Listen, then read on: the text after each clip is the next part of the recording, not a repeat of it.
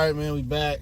Goodfellas Sports TV. Y'all know what the business is. We grinding, man. Appreciate everybody for checking in. Make sure you hit that subscribe button, bell icon button.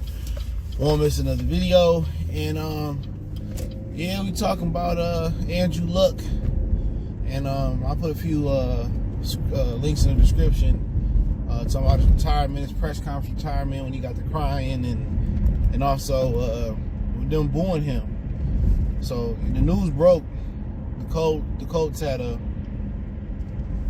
preseason game last night, and I don't know why. I don't know if he told the team going into the game that he was retiring before the game, or if it happened in the middle of the game, or did it happen like towards the end of the game. Whatever it was, well, they booed the fuck out of him leaving that Lucas Oil Field. And I've been there for a Super Bowl before. It's a nice field, but it just shows you, man, the fans ain't shit.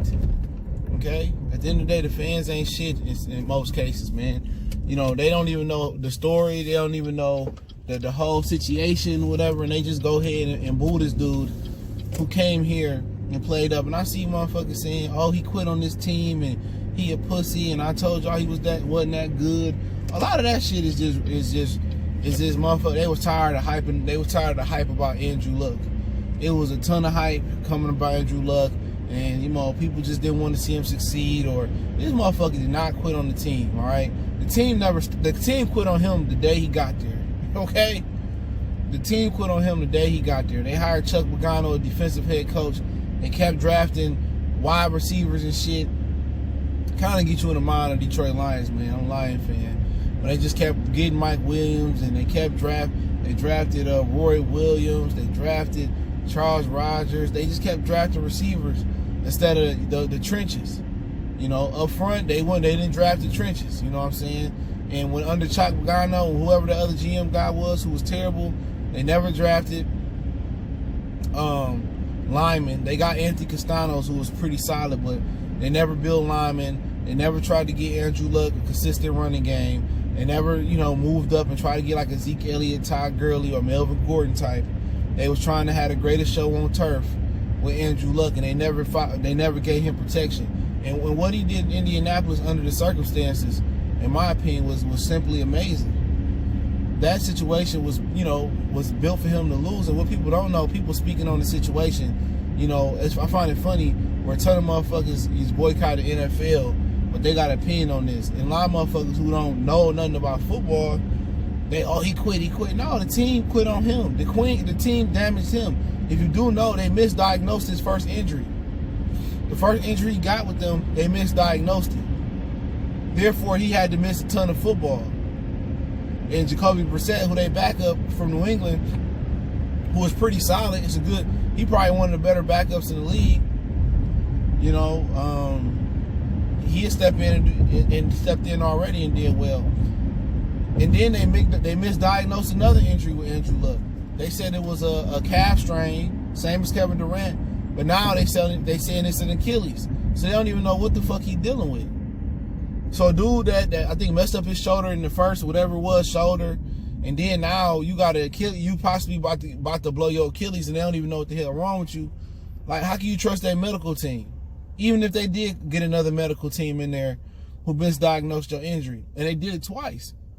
And the amount of punishment that he took, you know, them having him drop back all them times, them bringing his offensive coordinator from Stanford, and them trying to emulate the greatest show on turf and not getting him a run game. And if they're going to pass 30, 40, 50 times a game, them not giving him a great offensive line, they just start putting a solid offensive line there for him. It's amazing that he lasted this long. I know people say he threw a ton of picks, and people probably call him soft, but not too many people would have survived that situation, man. He took that team to the AFC Championship to the game off the strength of his ability. They had like the 23rd, 24th ranked running game that year. Just looked it up not too long ago.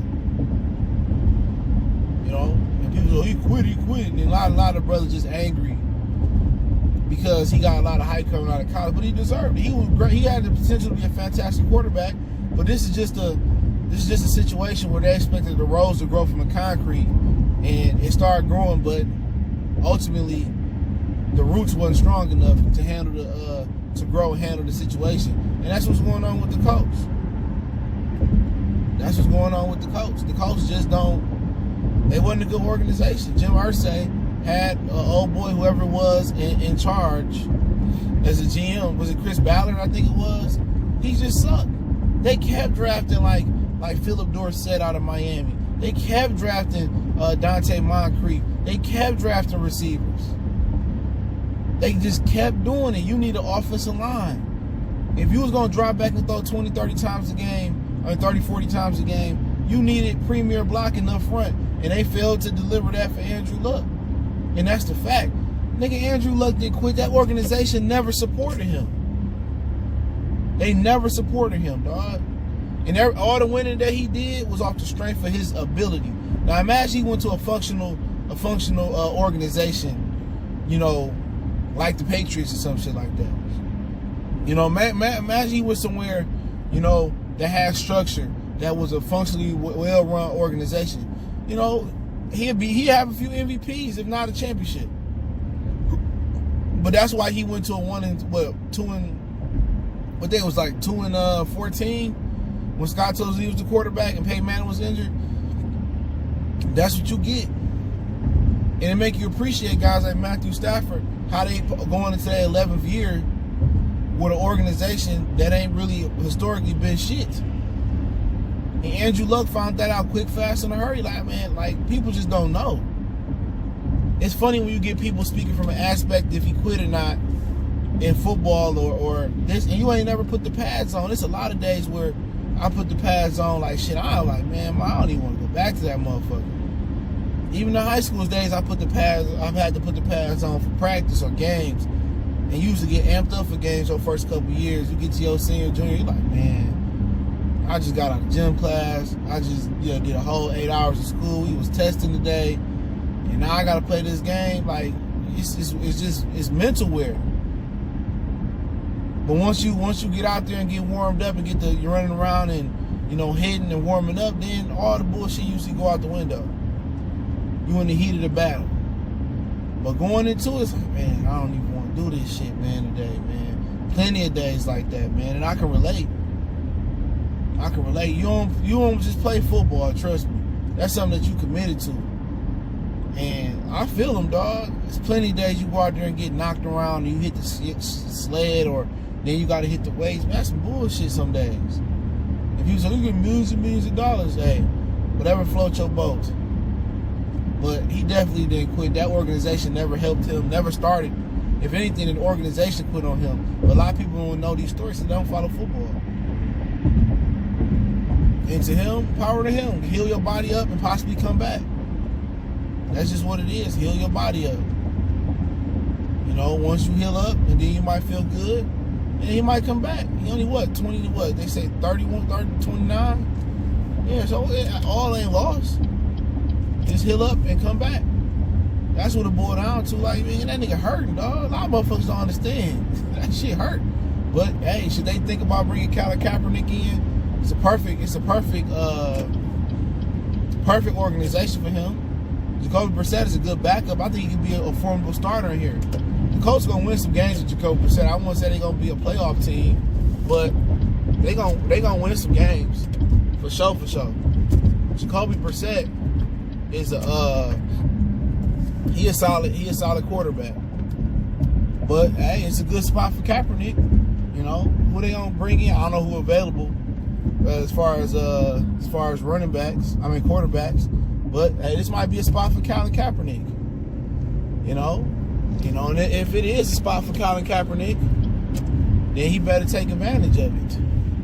You know, so maybe the Colts will get Colin Kaepernick. I don't know too much about Jim Irsay.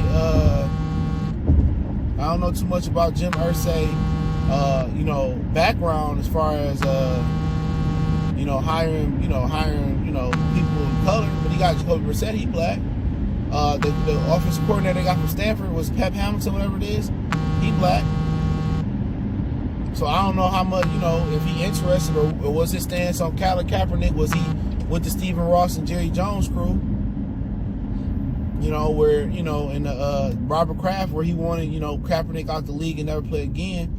So Kaepernick, this is a discussion that they should be having about bringing in Kaepernick. You know, they probably tried to talk Andrew Luck. Andrew Luck probably made this decision a minute ago, at least 2 or 3 days ago. They probably tried to talk him out of it. Oh, we'll scrap your contract up. We'll give you a brand new contract. But the timing of it was bad. But we'll see where the Colts head at. Is he gonna hire Kaepernick and he can back up Jacoby Brissett? And Brissett don't do that good, then they can kind of switch him in and out. But Brissett is a solid backup. Brissett can play. He still got upside. So he got a nice little rapport with T.Y. Hilton, excuse me. You know, but you feel bad for guys that just signed there like Devin Funchess, think he's gonna play with Andrew Luck and have a championship, championship ambitions. You like, damn, we got a chance to win the championship. Now all of a sudden you playing for the bottom of the barrel.